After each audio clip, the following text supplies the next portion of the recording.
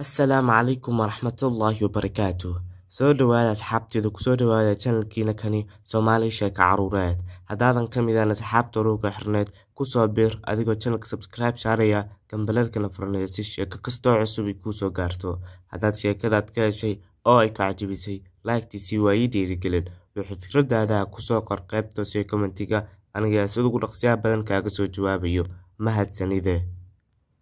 qaybihii hore ee sheekadeena waxaan ku soo aragnay in amiirada la ciqaabay laguna ciqaabay in ay jiifto weligeed ilaa uu ka imaanayo jacaylkeeda dhabta ah. Ugu dambeynna amiirada u yimaaday amiir una soo mar dhibaatooyin badan soo iyadu soo badbaadiyo.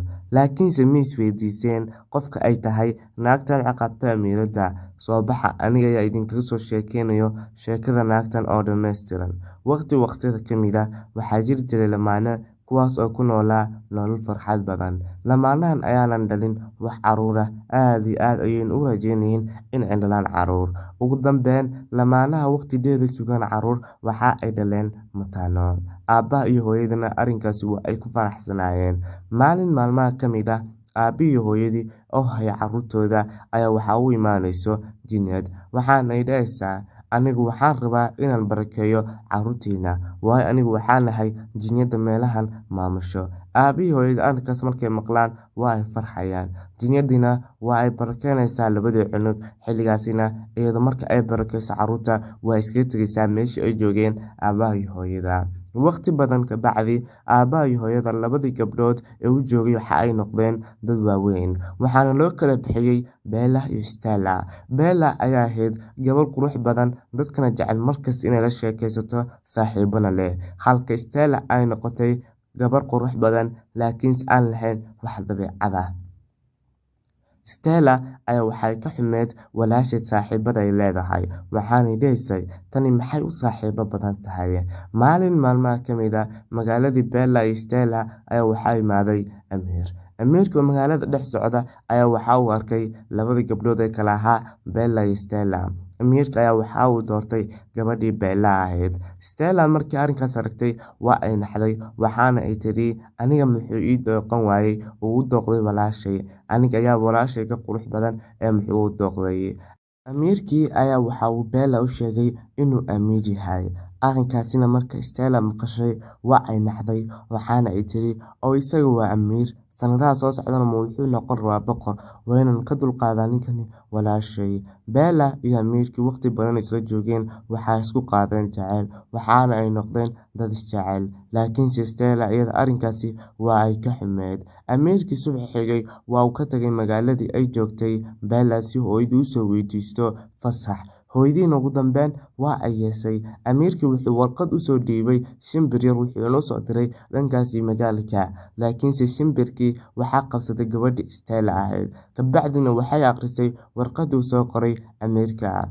Stella markay akhrisay warqadii uu soo qoray amiirka waxa ay diyaarisay qorshe ay ku dhibaateyn lahayd walaasheed.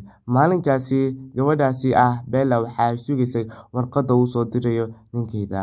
Bella iyada aad iyo aad ayay u faraxsaneyd, waxaana ay dhahaysay talow xilmi ii soo noqon doonaa ninka aan jeclahay. Bella waxa uu siiyay amiirka jijin ama qoortaas ay ku xirnayso qoorta si ooga garto gabdhaha kale ee magaalka. Qoortaasina waxa ay soo xiranaysaa markay imaanayso boqortooyada, waayo qoortaas waxaa loogu talagalay in ay xirato qofka uu jecel yahay boqorka ama amiirka. Stella waxa ay raadinaysay qaabkay ooga qaadi lahayd walaasheed qoortaasi. Stella waxay ahayd mid arkayso farxaddii walaasheed, waxaanay ahayd mid jecel in iyada booskaas ay gasho si ay u noqoto boqorad. Stella ayaa waxa ay diyaarisay qorshe aad iyo aad u xun kaasoo ku dhibaateynayso walaasheed. Subaxii xigay Bella oo sugayso amiirka ayaa Stella waxay dhahaysaa soo bax, hadda halkan kuma sugi karno ee waxaan aadaynaa dhankaasi buurta si aan uga soo qaadano in yaroo hawo ah. Bella ayaa dhahayso waa si wanaagsan in yar laysoo joogaynaa soo maaha. Stella ayaa dhahayso haa, waqti yar kaliya ayaan soo joogaynaa. Bella iyo Stellaba waxa ay soo aadayaan buurta. Bella ayaa bilaabayso inay iskala ciyaarto shimbiraha ayna soo qabsato ubaxyada, halka Stella ay rabto walaasheed inay tuurto. Stella ayaa waxay soo goosanaysaa qoortii walaasheed ee xirneed, kabacdina waxay ka tuuraysaa meeshii ahayd buurta. Stella habeenkii marka ay soo noqoto waxa ay xiranaysaa dharka walaasheed oo kale. Waqtigaasina amiirka wuxuu soo gaaray magaalada, dadka oo dhanna waa ay soo daba socdeen. Stella markay xirato dharka walaasheed ayna maqasho amiirka inuu imaaday, waxa ay u soo baxaysaa banaanka iyadoo iska dhigaysa Bella, waxaana ay dhahaysaa, amiirkaygiiow, walaasha Stella ahayd waa ay dhimatay, waxaana ay ka dhacday buur. Waan ku baryayaa walaasha ii soo badbaadiya, garkaan ku haysta amiirkaygiiow. Iyadoo iska oysiinayso iskana dhigaysa in ay tahay Bella. Dadka arrinkaas marka ay maqlaan waa ay naxayaan, waxaanay dhahayaan, Allah, ma waxaad tiri Stella ayaa dhacday? Hadda waa habeen, seen ku sahalaynaa?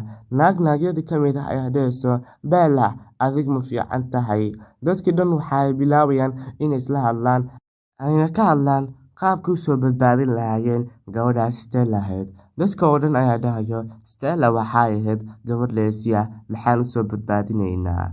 Nin ka mid ah dadkii meesha tagnaa ayaa waxa uu dhahayaa, hadda maxaa dhacayo? Arooskii Bellana soo dhacayaa. Bella ayaa amiirku wuxuu weydiinayaa in arooska ay dhigaan, laakiinse Bella ama Stella ay waxay dhahaysaa, maya amiirkaygiiow, hadda ma dhigi karno, walaasha la soo helo, waayo dadka ayay ku noqonaysaa dhibaato. Amiirka ayaa dhahayo, dhibaato ma leh, adiga waxaase ka walwalin. Halka Bella markii walaasheed ay tuurtay qabsatay caleen ka mid ah caleemihii ku yaalay dhankaasi buurta, kabacdina ugu dambeyn ay soo kortay buurta. Bella waa ay badbaaday, laakiinse buurta marka ay soo kortay waxay ku dhacday dhulka iyada oo daciif ah. Waqtigaasi Bella waxaa ag imaanayso jinniyadii barakeynaysay labadoodaba, waxaana ay dhahaysaa, anigu hadda ma aqaano gabadhan waxaan u sameeyo. Jinnadii waxay soo qaadaysaa Bella, waxaana ay keenaysaa guriga.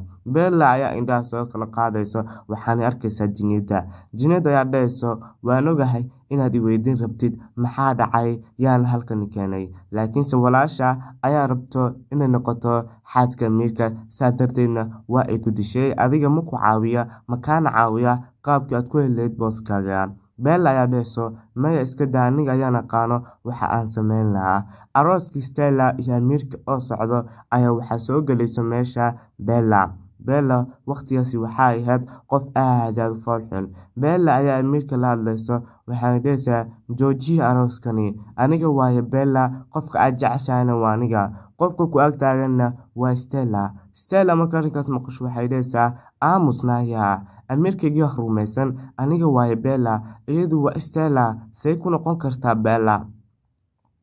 Amiirka ayaa waxa uu yeelayaa hadalkii Stella, kabacdina wuxuu u yeeray askar, waxaana uu dhahayaa, soo qabta gabadhaasi. Gabadhii intii la qabanayay ayaa amiirku waxa uu arkayaa nabar yar oo ku yaalay. Amiirka ayaa nabarkaasi markuu arko naxayo, waayo nabarkaasi amiirka waa uga sheekaysay gabadha Bella ah, iyadoo ku tiri, waqtiyada ka mid ah anaga oo yar, anigoo walaashay badbaadinayo ayaa walaashay Stella intay ugu soo dul dhacday ayaa gacanta aniga waxaa iga dhacday faaska, saas darteed nabarkan ayaa ii samaysmay. Laakiinse walaashay waqtigaasi wax ahmiyada imaysin, waana iga oroday.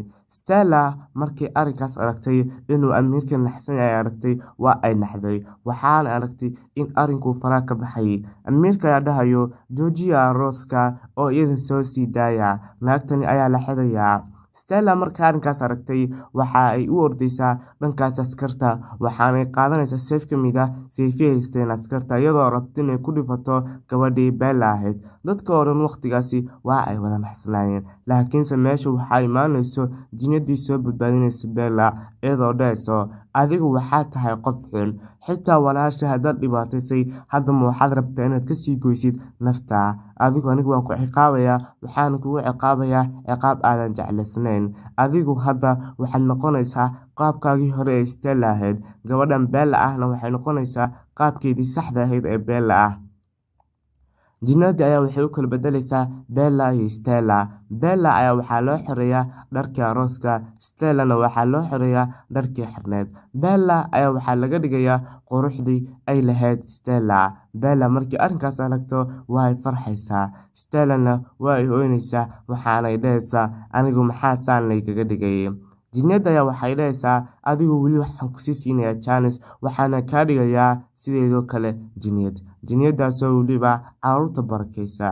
Jinniyadii ayaa waxay ka dhigaysaa Stella jinniyad waxaana leeysaa hadda kadib adiga caruurta barakay oo meelahan warwareeg wax qaladan ha sameyn. Maalinkaas wixii ka dambeeyay Bella iyo odaygeeda amiirka waxay ku noolaadeen nolol farxad badan halka Stella ay iskaga nooleed nolol kaliya ahaansho ah. Waqti dheer ka bacdi Bella waxa ay dhashay cunug yar oo aad u qurux badan. Cunugtaasi yari si loo barkeeyo waxaa loo yeeray jinniyadihii magaalada kuwa wanaagsanaa isagoo amiirku u yeerayo oo noogu soo dhiibayo warqado shimbiraha jooga dhankaasi qasriga laakiinse wuxuu ka tagay amiirka inuu u yeero gabadhii Bella ee walaalaha ahaayeen. Intaasina wixii ka dambeeyay waad ogtihiin waxa dhacay waayo waxaa nooga soo sheekeeyay qeybihii hore ee sheekadeena. Haddaadan daawan qaybta hore sheekadeena soo daawo aniga ayaa kuu soo dhigayo linkiga qaybta hore sheekadeena halka description-ka ah. Maantana asxaabay sheekadeena